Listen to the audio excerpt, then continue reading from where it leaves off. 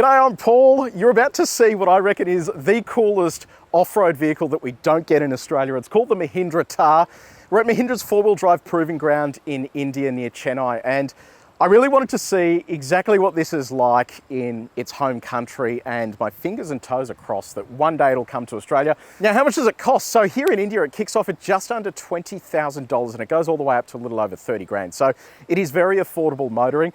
It is a quintessential four-wheel drive as well. This has been on sale in India since the late 40s. So it's had a lot of heritage. Today I'm going to take you on a brief drive here at the four-wheel drive proving ground just to see exactly what it's like. Run you through a couple of the cool features, and then we'll just pray to the Thar gods that it actually comes to Australia one day.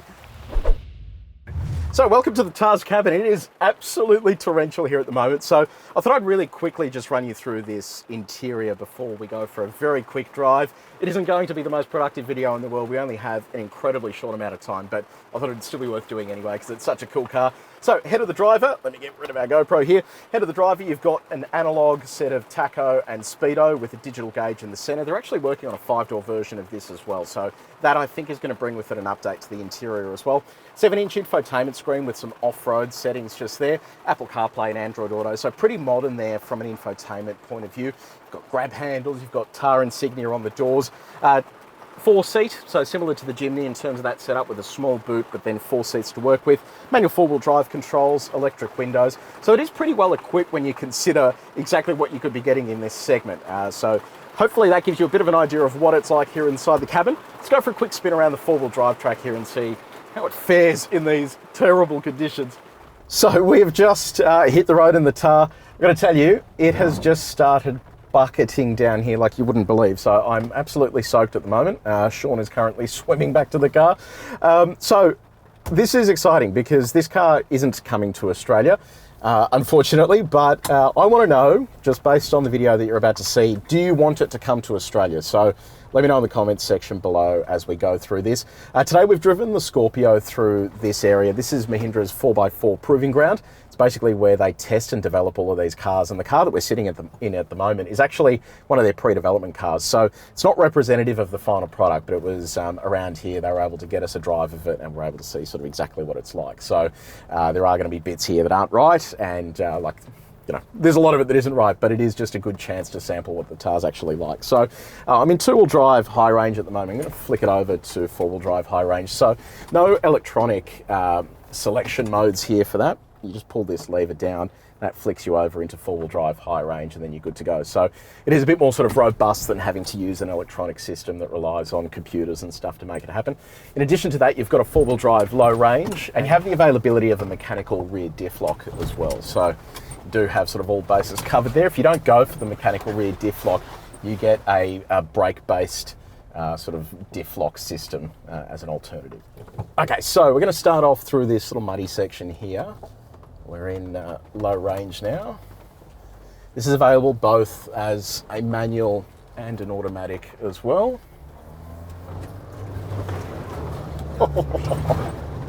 You'll literally feel the water underneath me as we push it all out of this pool. Okay, so as we progress through here, I'm going to run you through the basics of this. So it's available in 3 different tunes. So you have 2 diesel engines and a petrol. The diesel engines are a 2.2 litre turbocharged 4-cylinder diesel. They're around the 300 Newton metre mark. And then they have a turbocharged petrol as well, a 4-cylinder that is 300 Newton metres as well. So there are a few options there to pick from. And they also have, or I guess a version of EU specs that they work to here in India. So depending on which engine you go for, it also comes with the AdBlue additive that you'll find on a lot of European vehicles as well.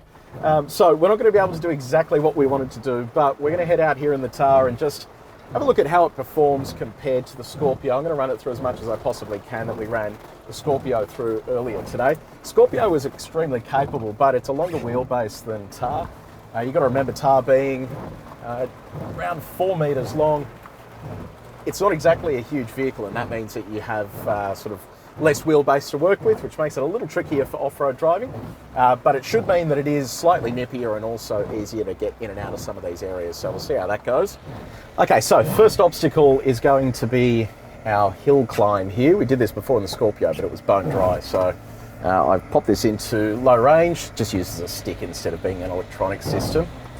So we'll see how this goes. It is sopping wet on those rocks, and it has just climbed up here without any dramas at all. Right, we've got a descent on this other side. We'll see what it's like. Even over these rocks now, it's actually quite comfortable. The next section we're going to go to is our axle flex, just to give us an idea of what the articulation is like, which should actually be pretty good on this. They've engineered this to have a bit more articulation than things like the Scorpio. So we'll head down here. It'll be part of an update that Mahindra is doing to both the 3-door and the 5-door, and it'll mean that it brings a bigger vehicle and hopefully the punchier diesel out of the Scorpio as well. So we'll see what comes of that when they finally decide to release it. This actually has significantly more wheel articulation than the Scorpio does, so it means that when we're going through this section here, which is like an axle flex section, gives us a really good idea of how much articulation the wheels have, and they are getting so much movement through here.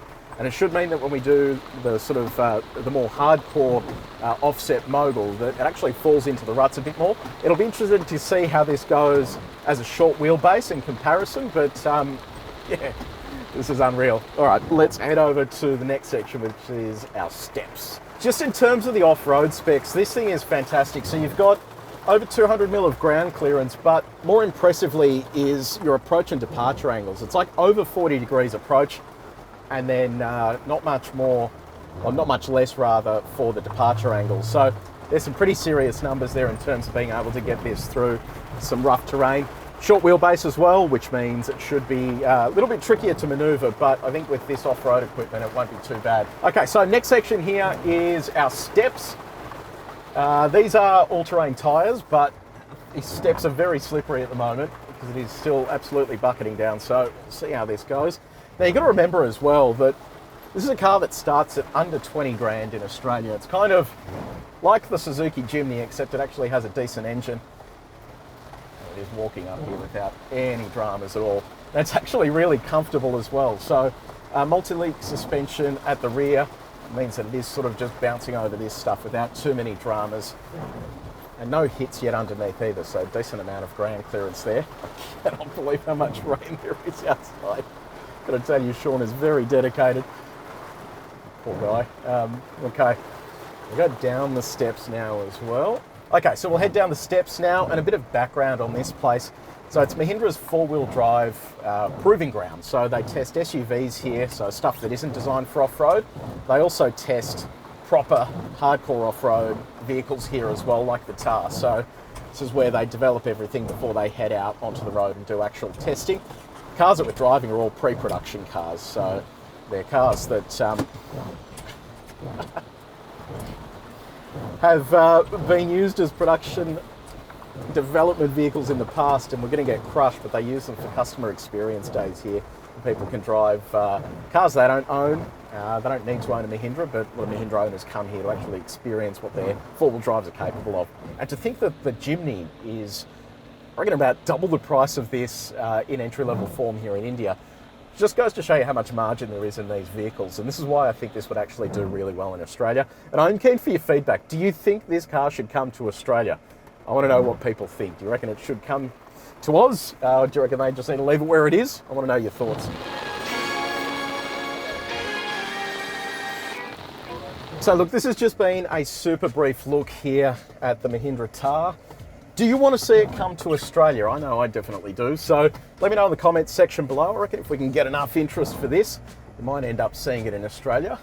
That's if I actually ever get out of the proving ground. This has been an unreal experience. Unlike other manufacturers where the proving grounds are a bit sort of this is like a proper off-road mecca. And you can see here they have so much confidence in their vehicles because there is no way you would be doing half of this stuff in competitive vehicles. So yeah, I'd love to see this in Oz. Let me know what you reckon in the comments section below. If you did enjoy this video, please make sure you like it and you share it with your mates. And if you haven't done so already, subscribe to our channel and press the bell icon. I'm actually very keen to drive the 5-door version of the Thar, so hopefully they might invite me back to have a crack in that once it is finally released, because of the prototypes we're seeing floating around, it looks pretty cool. So thank you for watching, and wish me luck getting out of here.